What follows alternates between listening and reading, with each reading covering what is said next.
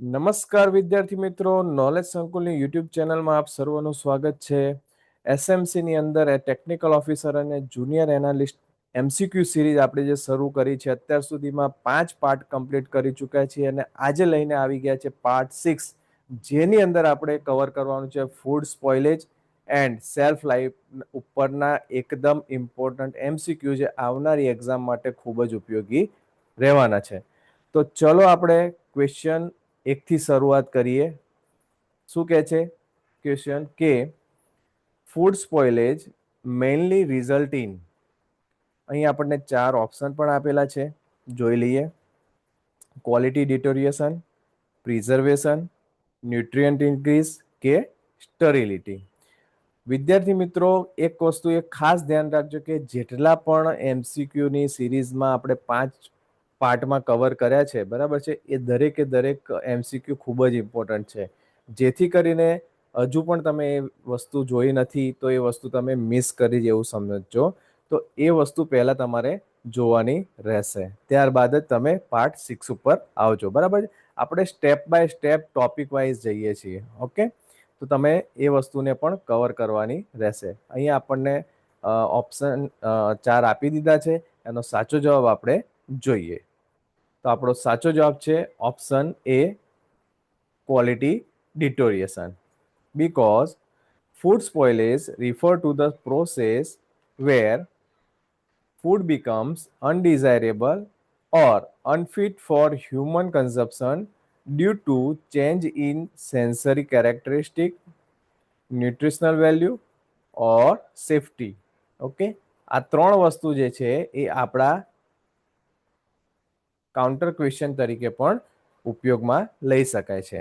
Okay, કયા ચેન્જીસના કારણે આપણે ફૂડ સ્પોઇલેજ કહીએ છીએ? તો સેન્સરી કેરેક્ટરિસ્ટિક, ન્યુટ્રિશનલ વેલ્યુ અને સેફટીની અંદર જો ચેન્જીસ થાય તો એ ફૂડને આપણે ફૂડ સ્પોઇલેજ તરીકે ઓળખીએ છીએ. અને ફૂડ સ્પોઇલેજ મીન્સ કે ક્વોલિટી ડિટોરિએશન, ફૂડની ક્વોલિટી ધીરે ધીરે બગડે, બરાબર છે, ડિટોરિએટ થાય, એ વસ્તુને આપણે ફૂડ સ્પોઇલેજ કહીશું. ચલો, question 2. The most common cause of food spoilage is pressure, light, microorganism કે રેડિયેશન. કયું મોસ્ટ કોમન કોઝ છે? એકદમ સિમ્પલ ક્વેશ્ચન લીધા છે, બરાબર છે. દરેક વિદ્યાર્થી મિત્રએ તમારે કોમેન્ટ પણ કરવાની છે. ઓકે, અને વિડીયોને ખાસ લાઈક કરવાનો છે. જો વિડીયોને લાઈક કરશો તો મને ખબર પડશે કે ભાઈ આ વસ્તુ જે આપણે મહેનત કરીએ છીએ એ દરેકને પસંદ આવે છે, જેથી કરીને એને આપણે આગળ વધારવાની છે. જો તમારી લાઈક ઓછી હશે તો સમજવાનું કે ભાઈ આ વસ્તુને મારે ડિસકન્ટિન્યુ કરવાની છે. તો લાઈક કરતા રહેજો, જેથી કરીને અમને પણ ઉત્સાહ રહે કે હા ભાઈ વિદ્યાર્થી મિત્રોને પસંદ આવે છે. ચલો, તો આનો સાચો જવાબ જોઈ લઈએ. મોસ્ટ કોમન કોઝ કોણ છે? Micro organism, but obvious. Concept પણ જોઈ લઈએ.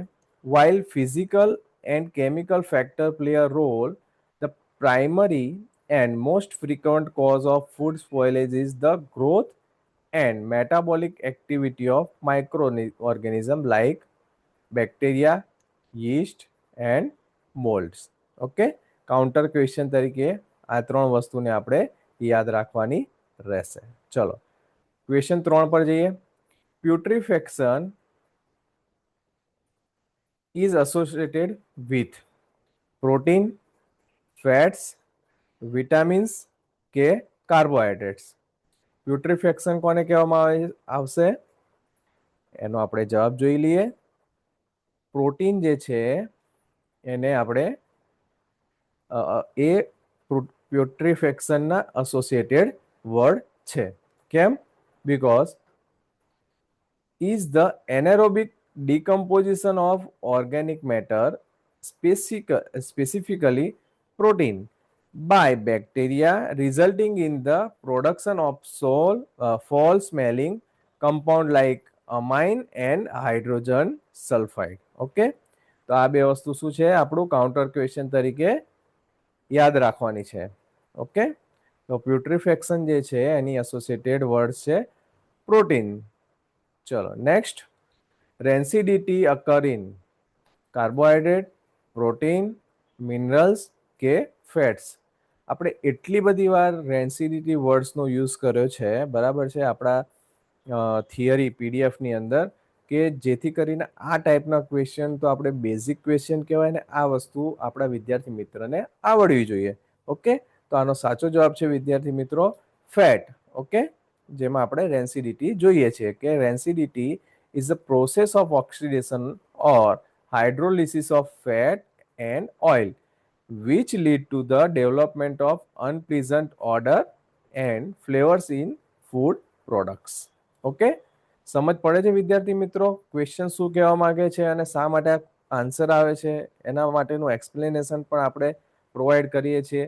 જો તમને કોઈ પણ પ્રકારની ક્વેરી હોય તો તમે કોમેન્ટ કરી શકો છો, બરાબર છે, એને આપણે નેક્સ્ટ વિડીયોમાં કવર અપ કરીશું.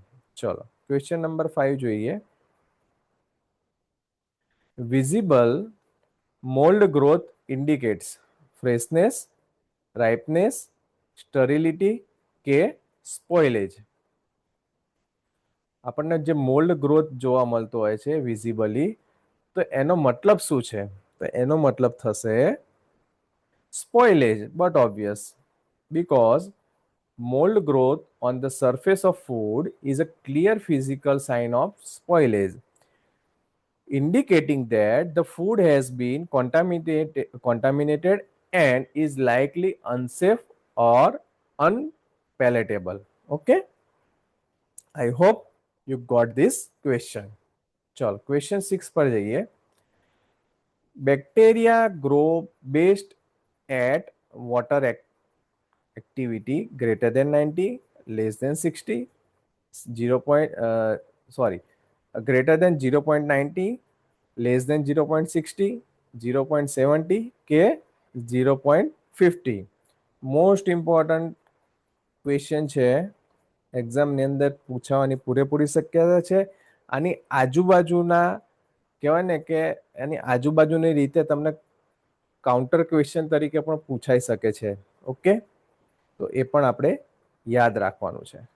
તો અહીંયા આપણે જોઈએ કે ઓપ્શન એ છે ગ્રેટર દેન 0.90 છે એ બેક્ટેરિયા ગ્રો માટે બેસ્ટ છે. હવે આપણને એમ પણ પૂછે કે બેક્ટેરિયા ગ્રો ના થાય એના માટેની વોટર એક્ટિવિટી કઈ છે, એ પણ પૂછી શકે છે. ઓકે, એ ખાસ ધ્યાન રાખવાનું છે.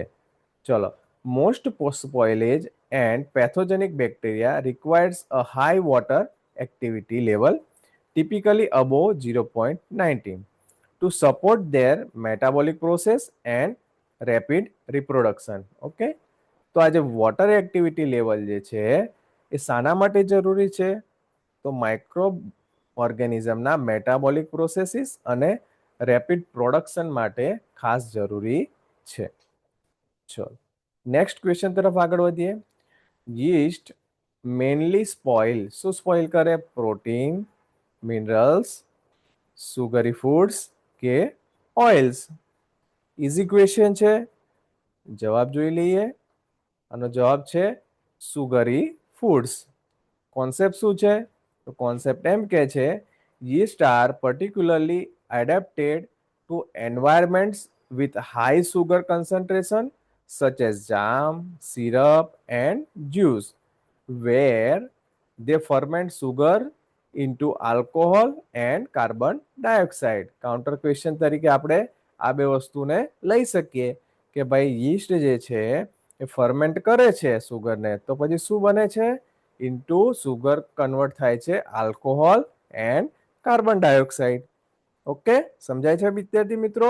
કોમેન્ટ કરજો તમે યસ નો માં, તો મને ખ્યાલ આવે કે હા આપણે કમ્પ્લીટ રાઈટ ટ્રેક ઉપર છીએ. ચલો 8 નંબરનો ક્વેશ્ચન જોઈએ. Moulds can grow at water activity as low as. મોલ્ડ્સની વોટર એક્ટિવિટી લેવલ જે છે એઝ લો એઝ કેટલું હોવું જોઈએ? અહીંયા આપણને ઓપ્શન છે 0.40, 0.85, 0.60 એન્ડ 0.95. તો અહીંયા આપણો સાચો જવાબ શું થશે વિદ્યાર્થી મિત્રો? અહીંયા આપણો સાચો જવાબ થશે 0.60. Why?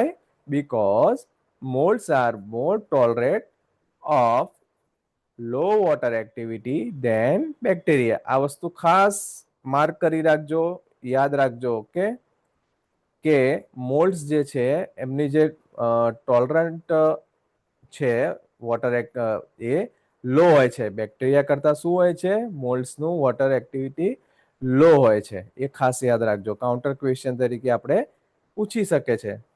And can grow in environment with water activity as low as 0.60, making them common spoiler of dried foods. Okay, counter question તરીકે આપણે યાદ રાખીશું. હવે વધીએ આપણે નેક્સ્ટ ક્વેશ્ચન તરફ.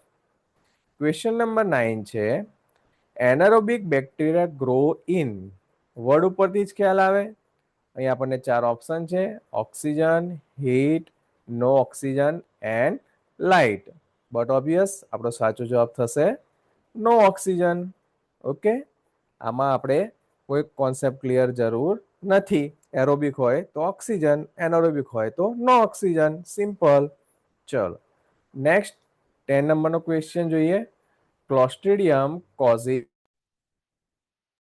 ફ્રીઝિંગ, પ્યુટ્રિફેક્શન કે ફર્મેન્ટેશન.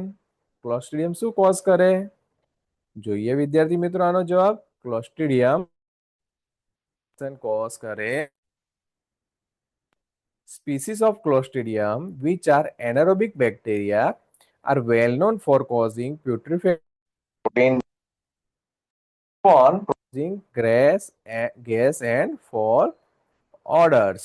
Okay, બે વસ્તુ ક્રિએટ કરે છે. શું કરે છે ક્લોસ્ટ્રીડિયમ? એક તો ગેસ ક્રિએટ કરશે અને ફોલ ઓર્ડર ક્રિએટ કરશે. સમજાય છે વિદ્યાર્થી મિત્રો? યસ, નો? ઓકે, ચલો. હવે અત્યાર સુધીમાં આપણે 5 વિડીયોની અંદર આના વિશે ખૂબ જ ચર્ચા કરી છે, તો વધારે મારે બીજું કંઈ કહેવાની જરૂર નથી. ફક્ત ને ફક્ત એટલું જ કહીશ કે નોલેજ સંકુલ જ એક એવું પ્લેટફોર્મ છે જે ટેકનિકલ ઓફિસર અને જુનિયર એનાલિસ્ટની તૈયારી કરતા વિદ્યાર્થી મિત્રોને એસએમસીની અંદર જો સફળતા મેળવી હોય તો ગુજરાતી પ્લસ ઇંગ્લિશ બંને લેંગ્વેજની અંદર તમને PDF material theory plus MCQ સાથે મળી રહેવાનું છે, અને એ પણ ફક્ત ને ફક્ત 900 રૂપીસની અંદર. ઓકે, ચલો હવે નેક્સ્ટ આગળ વધીએ ક્વેશ્ચન તરફ. ક્વેશ્ચન નંબર 11 છે, browning in fruit is due to amylase, protease, polyphenol oxidase અને લાઇપેઝ. આનો સાચો જવાબ શું છે? તો આનો સાચો જવાબ છે ઓપ્શન સી, પોલિફિનોલ ઓક્સિડેઝ. કોન્સેપ્ટ શું છે? કોન્સેપ્ટ સમજી લઈએ કે enzymatic બ્રાઉનિંગ in fruits and vegetable is primarily caused by the enzyme polyphenol oxidase, PPO, જેને આપણે કહીશું એક્ઝામની અંદર આનું કદાચ ફૂલ ફોર્મ પૂછાય તો આપણે યાદ રાખીશું, which catalyze the oxidation of phenolic compounds into brown pigment called melanin. Okay, આ પણ કાઉન્ટર ક્વેશ્ચન તરીકે આપણે યાદ રાખીશું. ઓકે, સમજાય છે વિદ્યાર્થી મિત્રો? ચલો નેક્સ્ટ ક્વેશ્ચન તરફ આગળ વધીએ.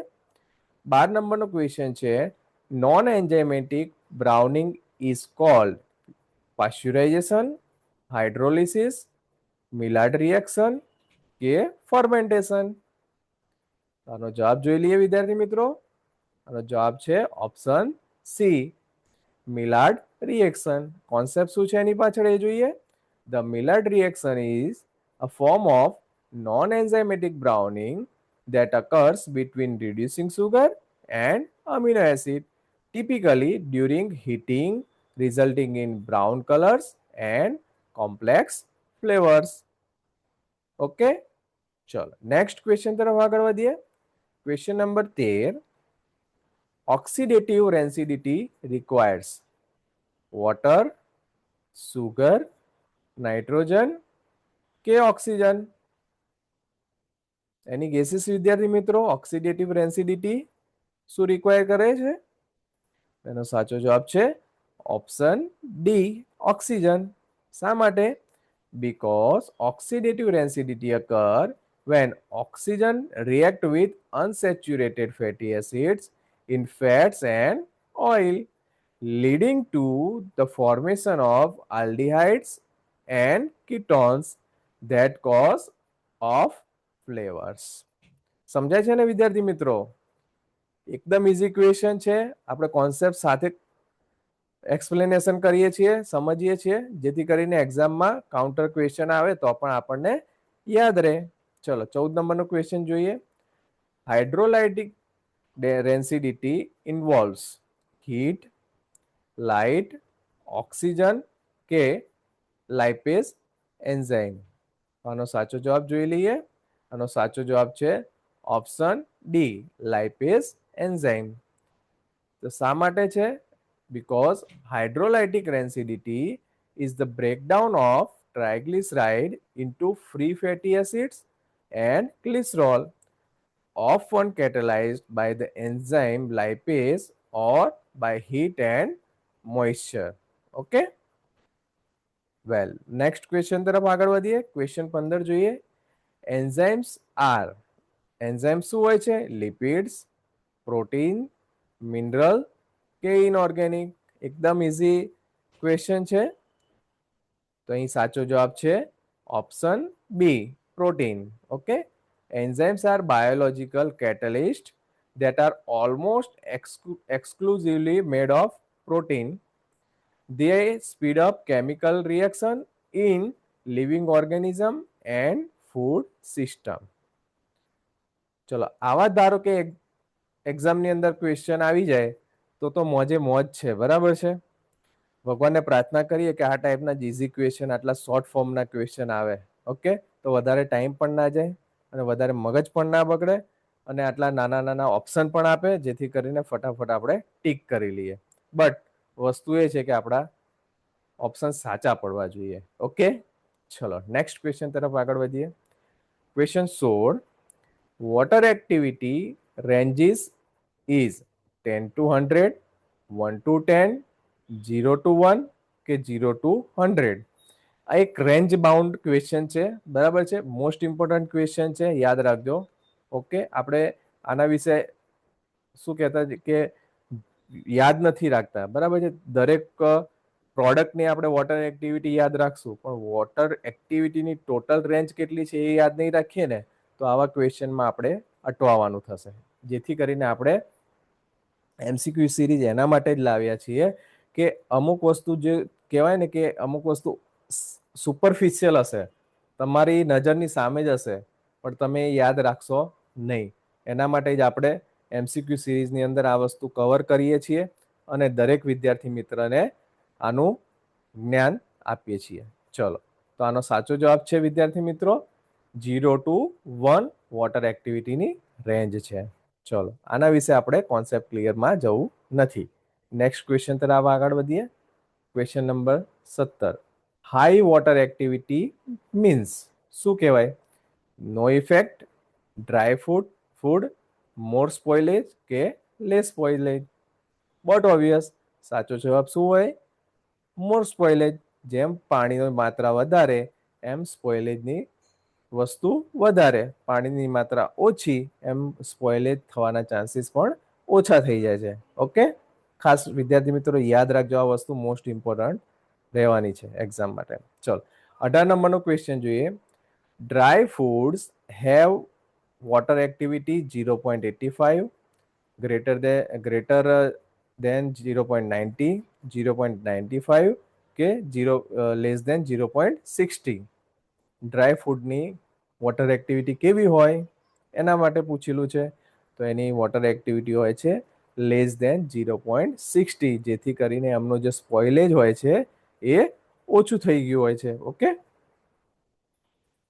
ડ્રાય ફૂડ્સમાં કઈ આ વસ્તુ આવે છે એ આપણને કોન્સેપ્ટમાં આપેલી છે કે dry foods like crackers, dried milk and grains typically have a water activity below 0.6, which inhibits the growth of most microorganism. Okay, એટલે સ્પોઇલેજ થવાના ચાન્સીસ નહીવત થઈ જતા હોય છે. ચલો નેક્સ્ટ ક્વેશ્ચન તરફ આગળ વધીએ. Question 19. Fresh meet water activity is about 0.98, 0.70, 0.50, 0.20? તો આનો સાચો જવાબ જોઈએ વિદ્યાર્થી મિત્રો. એનો સાચો જવાબ છે ફ્રેશ મીટ 0.98 વોટર એક્ટિવિટી પર હોય છે. Because fresh meat has a very high moisture content, resulting in a water activity level approximately 0.98 to 0.99, making it highly susceptible to bacterial spoilage. બરાબર છે. કાઉન્ટર ક્વેશ્ચન તરીકે આપણે રેન્જ પણ યાદ રાખીશું 0.98 ટુ 0.99. જો એક્ઝામમાં પૂછાય તો આપણને યાદ રહે. ચલો ક્વેશ્ચન નંબર 20 જોઈએ. Bacteria cannot grow below water activity level 0.90, 0.85, 0.70, 0.60. કેટલા લેવલથી નીચે બેક્ટેરિયા ગ્રો થતા નથી? હમણાં જ આપણે ચર્ચા કરીએ વિશે તો 0.90 જે છે એના નીચે એ લોકો શું થાય છે? Can not grow. Most spoilage and pathogenic bacteria are inhibited at water activity levels below 0.19. Most important question છે, યાદ રાખજો. Although some halophilic or osmophilic bacteria might survive at lower level. Okay. ચલો નેક્સ્ટ ક્વેશ્ચન તરફ આગળ વધીએ. 21. Refrigeration temperature is 0 to 4 degree, 50 degree, 25 degree અને -80 degree. તો આનો સાચો જવાબ શું છે? રેફ્રિજરેશન ટેમ્પરેચર ઇઝ કેટલું હોવું જોઈએ? તો 0 થી 4 ડિગ્રી જેટલું હોવું જોઈએ. ઓકે. શા માટે હોવું જોઈએ એનો કોન્સેપ્ટ પણ આપણને આપેલો છે. તો standard refrigeration for food safety and storage is typically maintain between 0 and 4 degree to slow down microbial growth and enzymatic activity. સમજ પડે છે ને વિદ્યાર્થી મિત્રો? કંઈ પણ ક્વેરી હોય, કંઈ પણ ક્વેશ્ચન રેઝ થતો હોય આના રિલેટેડ તો એ તમે મને કોમેન્ટ કરીને જણાવી શકો છો. ઓકે. ચલો ક્વેશ્ચન નંબર 22 છે. Freezing temperature is 0 degree, 10 degree, 5 degree કે -18 ડિગ્રી સેન્ટીગ્રેડ? કયા ટેમ્પરેચરને આપણે ફ્રીઝિંગ ટેમ્પરેચર કહીશું? જોઈ લઈએ જવાબ આનો. તો આનો જવાબ છે -80 degree Celsius. Commercial and home freeze for long-term storage is ideally maintained -80 degree Celsius or lower to stop microbial growth and significantly slow chemical reaction. ચલો ક્વેશ્ચન 23 તરફ જઈએ. High temperature causes. High temperature શું cause કરશે? Faster સ્પોઇલેજ, સ્ટરિલિટી, નો change કે preservation? શું થઈ શકે high ટેમ્પરેચરના કારણે? હાઈ ટેમ્પરેચરના કારણે સ્પોઇલેજની જે એક્ટિવિટી છે એ શું થઈ જશે? ફાસ્ટર થઈ જશે. બહુ મોસ્ટ ઇમ્પોર્ટન્ટ ક્વેશ્ચન છે. ઓકે. ચલો નેક્સ્ટ ક્વેશ્ચન તરફ આગળ વધીએ. Question number 24.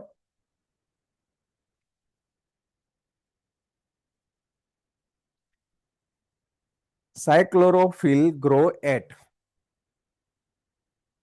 Room temperature, low temperature, high temperature કે ડ્રાય કન્ડિશન?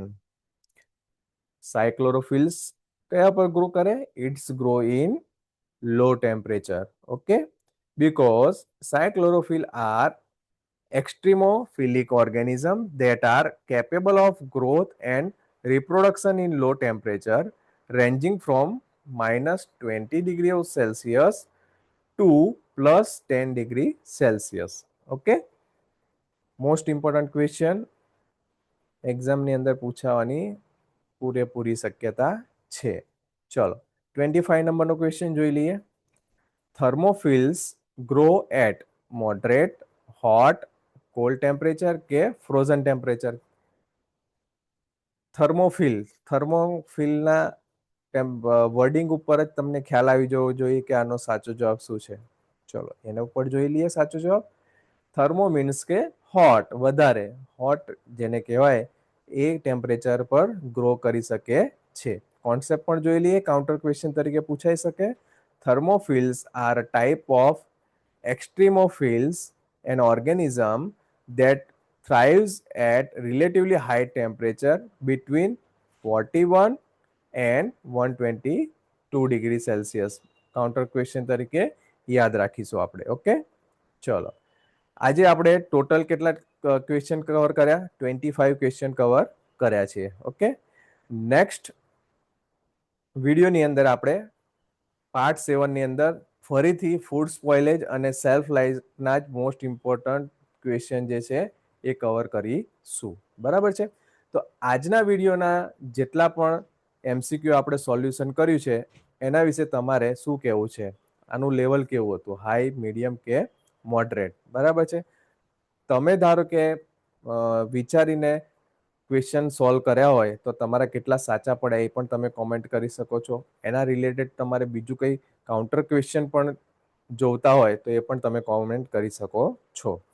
તો મળીએ આપણે નેક્સ્ટ પાર્ટ 7 ની અંદર. બરાબર છે? ફરીથી આપણે ફૂડ સ્પોઇલેજ અને સેલ્ફ લાઈફના બીજા ઘણા એવા મોસ્ટ ઇમ્પોર્ટન્ટ ક્વેશ્ચન જે છે એનું આપણે સોલ્યુશન કરતા રહીશું. બરાબર છે? તો લાસ્ટ એક રિક્વેસ્ટ કરીશ કે વિડીયોને લાઈક કરવાનું ભૂલવાનું નથી. ચલો, જય હિન્દ, જય ભારત.